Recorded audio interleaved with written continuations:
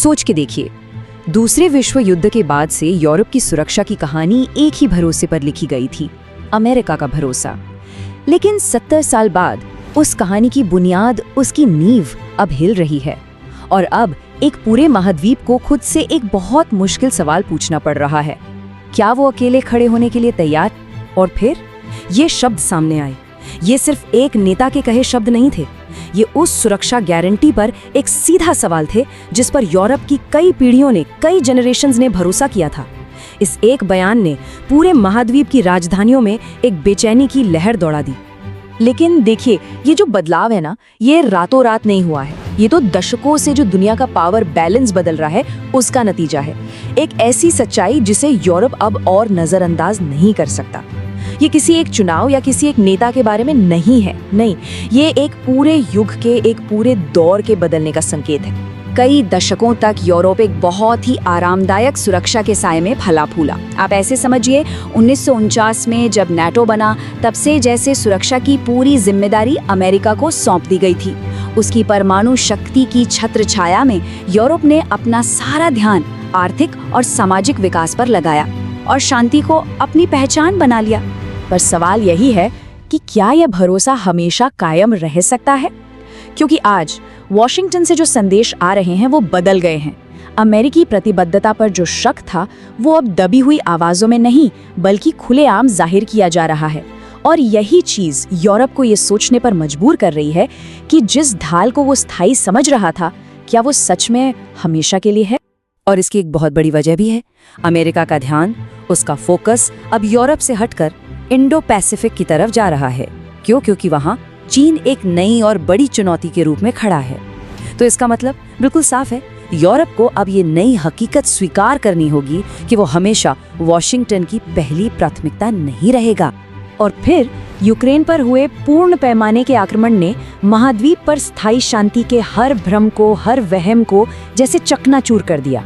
दशकों से चली आ रही स्थिरता और शांति का दौर मानो एक ही झटके में खत्म हो गया। युद्ध यूरोप के दरवाजे पर लौट आया था। सुरक्षा और हमलों की जो सैद्धांतिक बातें थीं, वो अब सिर्फ किताबों और बहसों का हिस्सा नहीं थीं। नहीं, वो एक खौफनाक हकीकत बन चुकी थीं, जिसका असर हर शहर, हर घर पर महसूस किया जा रहा था। इस एक घटना ने उस दर्दनाक सच को सबके सामने ला दिया, जिसे शायद कई लोग देखना ही नहीं चाहते थे, कि अमेरिका पर आराम से निर्भर रहने का युग अब खत्म हो रहा था। ये एक ऐसा वेकअप कॉल था जिसे अनदेखा नहीं किया जा सकता था। और इस एहसास का असर जमीन पर फौरन दिखने लगा। आप देखिए, जहां 2014 में नेटो के सिर्फ 3 देश अपने रक्षा खर्च का लक्ष्य पूरा कर रहे थे, वहीं आज 18 देश इस वादे को निभा रहे हैं। ये आंकड़े सिर्फ नंबर नहीं हैं, ये एक जागते हुए महाद्वीप की कहानी कह रहे हैं।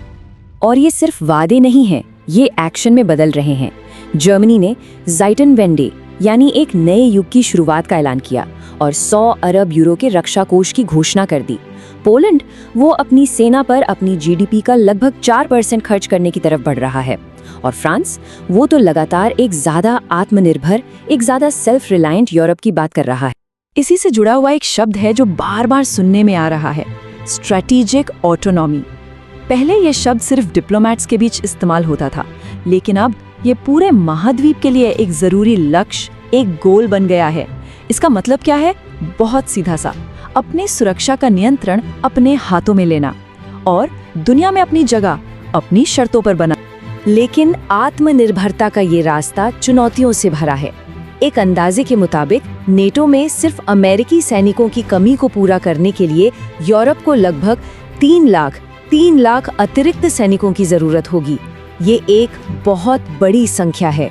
और बात सिर्फ सैनिकों की गिनती की नहीं है, बिल्कुल नहीं। असली चुनौती तो उन तकनीकी क्षमताओं में है, उस टेक्नोलॉजी में है जो एक आधुनिक सेना को ताकतवर बनाती है। स्ट्रेटेजिक एयरलिफ्ट, इंटेलिजेंस और निगरानी के system, satellite communication, command systems, इन सभी क्षेत्रों में यूरोप आज भी अमेरिका पर बहुत ज्यादा निर्भर है। और फिर आती है सबसे बड़ी और शायद सबसे मुश्किल चुनौती, परमाणु निरोध। जहां एक तरफ रूस और अमेरिका के पास दुनिया के लगभग 90% परमाणु हथियार हैं, वहीं फ्रांस और ब्रिटेन के हथियार मिलाकर भी उनके सामने बहुत कम हैं। ये एक ऐसा अंतर है जिसे पाटना लगभग नामुमकिन है। तो सवाल फिर वहीं आ जाता है, क्या यूरोप सच में अकेले खड़ा हो सकता है? आगे का रास्ता आसान नहीं है। राजनीतिक मतभेद हैं, अलग अलग देशों की सैन्य प्राथमिकताएं अलग हैं। तो क्या यूरोप के देश एक साझा सुरक्षा के लिए अपने राष्ट्रीय हितों से ऊपर उठ पाएंगे? ये वो सवाल है जिसका जवाब सिर्फ आने वाला वक्त ही देगा। और शायद यही इस नए दौर का, इस नए युग का सबसे बड़ा विरोधाभास है। यूरोप आज किसी एक जंग की तैयारी नहीं कर रहा है, नहीं, वो एक ऐसी दुनिया के लिए खुद को तैयार कर रहा है जहां पुराने नियम, पुराने रूल्स अब लागू नहीं होते। एक ऐसी दुनिया जहां उसे अमेरिकी छाया से बाहर निकलकर अपनी नियति खुद लिखनी होगी, भले ही वो रास्ता कितना भी अनिश्चित, कितना भी अनसर्टन क्यों ना हो।